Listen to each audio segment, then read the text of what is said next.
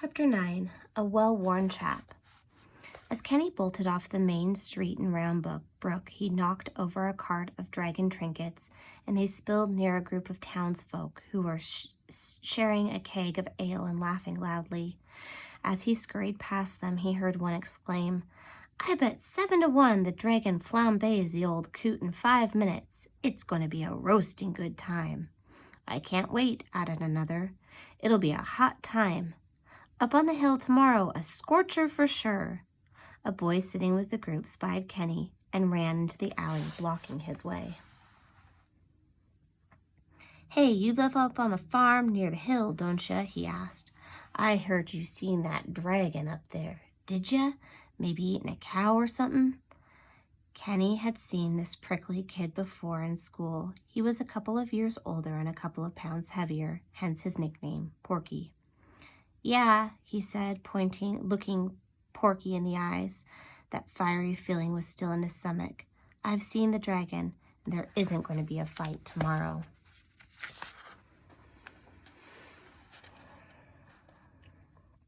So forget about it. Kenny's heart was pounding. He waited for the wallop to come from the young ruffian. "Now don't you worry your little head," Porky's father said.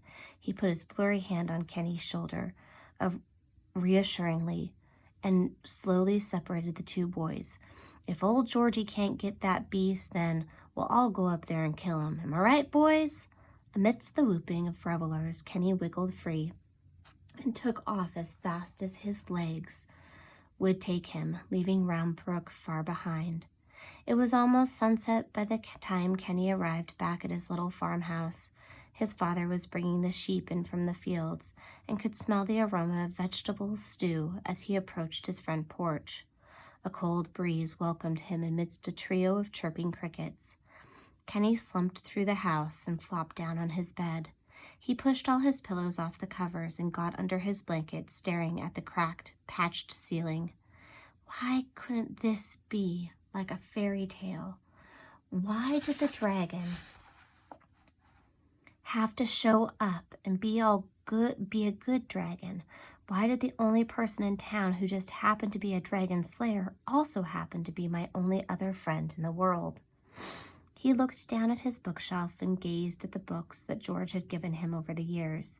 In some of them, there were wizards and witches who could give you enchanted weapons or supernatural powers that allowed you to overcome your foes and save the day. Kenny's life didn't have these villains, intent on doing nothing but bad things. It was more complicated than that.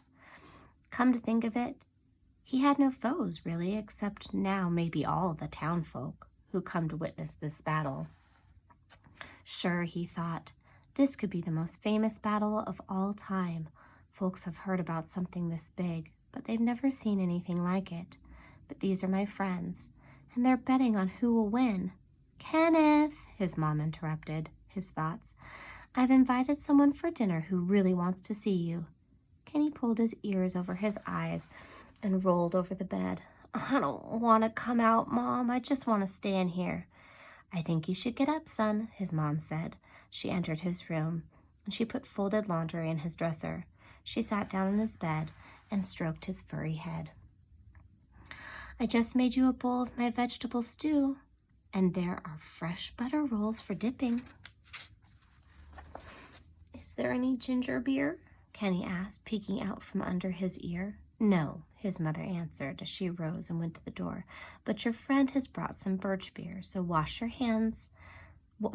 up and come out for dinner." Kenny washed his hands and face and peered into the kitchen. Sitting at the table with his mom and dad was George. "Hello," the boy said, plopping down on his chair, staring at his stew. "Hello, Kenny," said George. "I hope you don't mind me following you back home. I wanted to talk to you about tomorrow. Your parents tell me that the dragon is quite a well-willed chap and—" "Graham," Kenny interrupted. "His name is Graham." Well, perhaps this Graham and I can have a chat about tomorrow and see to, is that Graham like the cracker?" "Indeedy it is," Kenny's father said through a mouthful of butter roll, "but with an E on the end." "Oh, those are good," George said as he was savoring the thought of them. Kenny looked at him for a moment and then stared down at his stew, but he wasn't feeling hungry. He wondered if the codger ever felt the river stones in his stomach. It almost seemed like the knight was having a harder time talking here at the dinner table than anything else. It was odd to think this was the same George who'd been so gallant, so chivalrous earlier in the afternoon astride his proud mount, and the same George he had known all these years, who would never have left his bookshop. Anyways, George continued, if this friend of yours is a good as spirit as you've said, well, then perhaps we can converse about the upcoming event and sort something out. What do you say? Kenny looked up from his soup bowl. George wasn't just some weapon for the king to wield whenever he wanted, after all. Whatever anyone had expected of him tomorrow, the knight was here with Kenny, willing to make amends. Really? He said. You'd do that? Certainly, George